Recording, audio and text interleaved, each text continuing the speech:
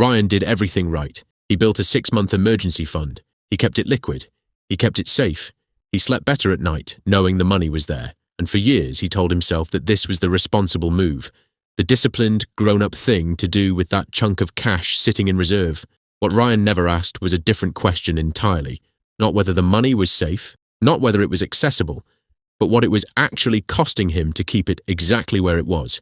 Because that emergency fund, the one he was proud of, the one that felt like financial maturity, was quietly bleeding him. Not dramatically, not all at once, slowly, predictably, and completely invisibly, unless you run the numbers.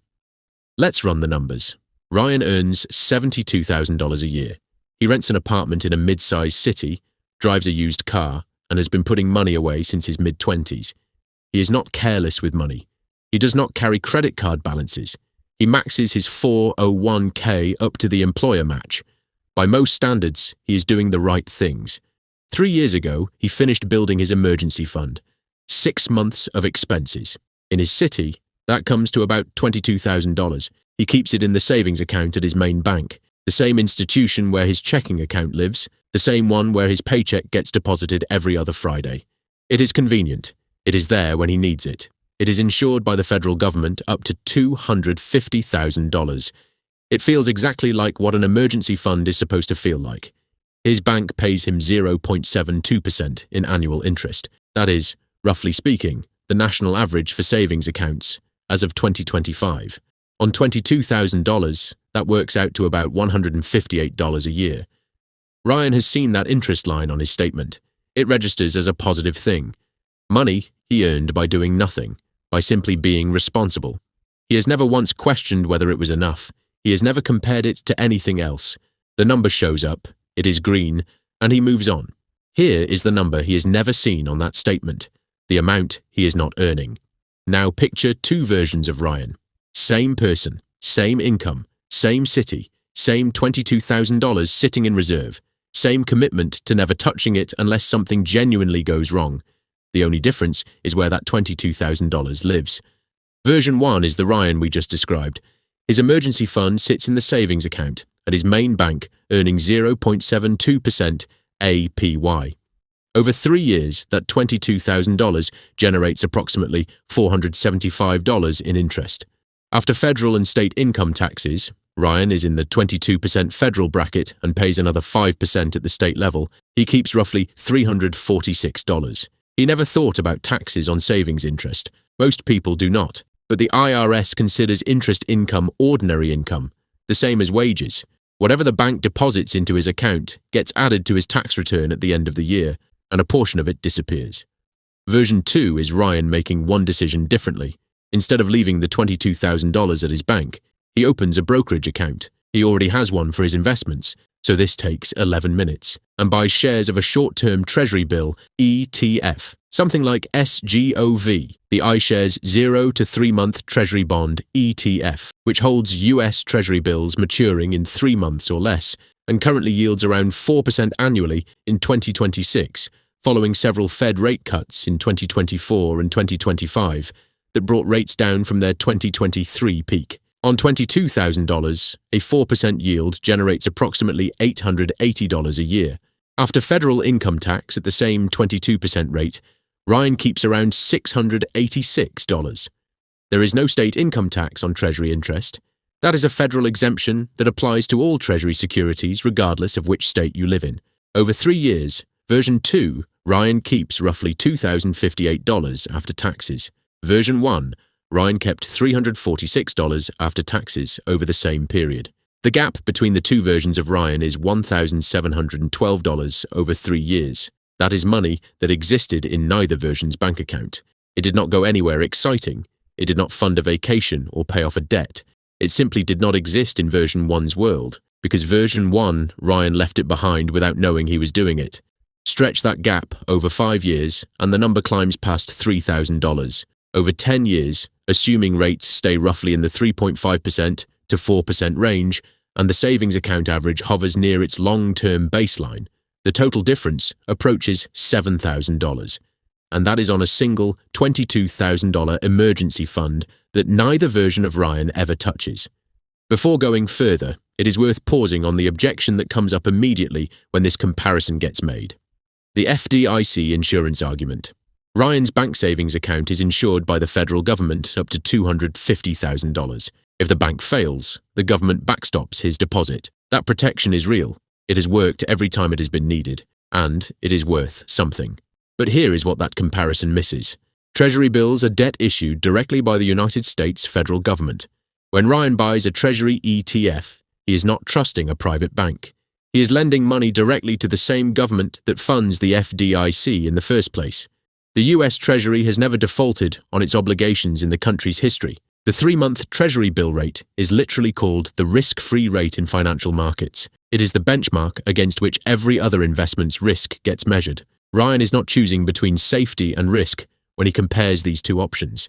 He is choosing between two different government-backed instruments at very different price points. One pays him 0.72%. The other pays him roughly 4%. The FDIC guarantee is genuine, but it is a guarantee that the government will honour a private bank's promise to return Ryan's money. A Treasury ETF cuts out the bank entirely and lends directly to that same government. This is not a bold investment decision. It is a plumbing decision. It is choosing where a pipe runs, not whether the water is safe. There is a second objection worth addressing directly. Liquidity. An emergency fund has to be available when something goes wrong. Ryan does not have a job loss penciled into his calendar. He does not know when his car will need a transmission or when an unexpected medical bill will show up. The whole point of the emergency fund is that it sits ready, immediately accessible, no conditions. A Treasury ETF trades on the stock exchange like any other ETF. SGOV can be bought and sold anytime the market is open, which means any weekday during normal trading hours. When Ryan sells, the proceeds settle in 1 to 2 business days. That cash then moves from his brokerage account to his bank. So the realistic question is not whether he can access the money, it is whether he can access it within 48 hours. Ryan should genuinely ask himself, when was the last time he needed $22,000 in hand within 1 business day? When did any emergency act require same-day access to a large sum of cash? Medical bills come with a payment window. Car repairs can go on a credit card temporarily. Rent gives you notice. The genuine same-day emergency that requires instant access to a 5-figure sum is extraordinarily rare in practice. For Ryan, keeping 2 to 4 weeks of expenses in his checking account handles nearly every real-world liquidity need. The remaining emergency fund, the bulk of it, can sit in a higher yield position and be available within 2 business days when it is actually needed. That is not a compromise. That is how the math works for someone who understands what emergencies actually look like. Now let's look at what version 2 Ryan actually does, step by step, because the description of this process is usually what stops people. It sounds technical. It sounds like something that requires financial expertise or constant management. It does not. Ryan already has a brokerage account from his investment contributions. He logs in, searches for the ticker SGOV, and places a buy order for the dollar amount he wants to move from his bank savings. The ETF price stays very close to $100 per share. It is designed to be stable, not to fluctuate the way a stock fund would. He can buy partial dollar amounts at many brokerages. He sets up nothing ongoing. He does not have to watch it. He does not have to rebalance. The ETF automatically rolls over its treasury bills as they mature.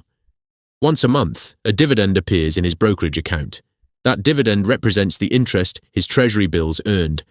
At a 4% annual yield on $22,000, he collects roughly $73 each month. He can reinvest it automatically or let it sit as cash. When something actually goes wrong, a real emergency, he logs in, sells the shares, and initiates a transfer to his bank. The cash arrives within 2 business days. The entire ongoing management requirement is approximately 0. Ryan checks it the same way he checks his other investment accounts, occasionally without urgency. There is a version of this story where Ryan does not make the switch, and the reason is not that he evaluated the numbers and disagreed. The reason is that he never ran them. He built the emergency fund, felt good about it, and moved on. The savings account rate was never something he tracked or compared.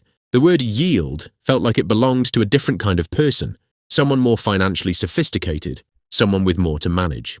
According to iShares data, on average, Americans earn just 0.39% on their savings accounts.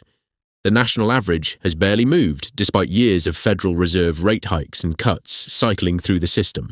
Banks raised their rates when they needed deposits and then kept the spread, the difference between what they pay customers and what they earn on that same money, as wide as they could manage. The Federal Reserve's 2024 survey of household economics found that 55% of American adults had set aside 3 months of expenses in an emergency fund. That is a meaningful improvement from prior years. What the survey does not track is where those funds are parked and at what interest rate. The responsible behavior of building the fund is happening. The follow-through of optimizing where it sits is not. Ryan is not unusual. He is in the majority. Most people who have done the hard work of saving a meaningful emergency fund have deposited it somewhere that charges them for the privilege of holding it, charging them in the form of unrealized yield they never see and therefore never miss. It is worth being honest about the limitations of this approach as well, because the comparison only makes sense with full information. SGOV is not FDIC insured. The share price can fluctuate modestly, but in practice it has traded within a few cents of $100 for its entire history because the underlying treasury bills are so short in duration. The risk is genuinely minimal, but it is not technically zero in the way a federally insured bank account is technically zero. Treasury ETF yields are variable. When the Federal Reserve cuts rates, the yield on SGOV drifts lower within weeks as the fund's short-dated bills mature and get replaced with new ones at current rates. In the current environment, with rates settling around 3.5% to 4% in 2026, the spread over a standard savings account is still meaningful. But in a low-rate environment, like 2020 and 2021, when savings accounts and treasury bills both hovered near zero, there would have been almost no difference between the two options. The comparison is most powerful when rates are elevated and when the gap between bank savings accounts and treasury yields is wide. Right now, that gap is significant. Ryan's bank is paying 0.72%. Short-term treasuries are yielding roughly 4%. That is more than 5 times the return on the same dollar, at roughly the same risk profile, available in a few minutes through any standard brokerage account. That spread does not last forever. But the habit of knowing where your idle cash sits and what it is actually earning, that habit lasts as long as Ryan keeps it. There is a simpler way to think about all of this. Ryan has $22,000 that he will probably never touch. He hopes he never touches it. That is the whole point.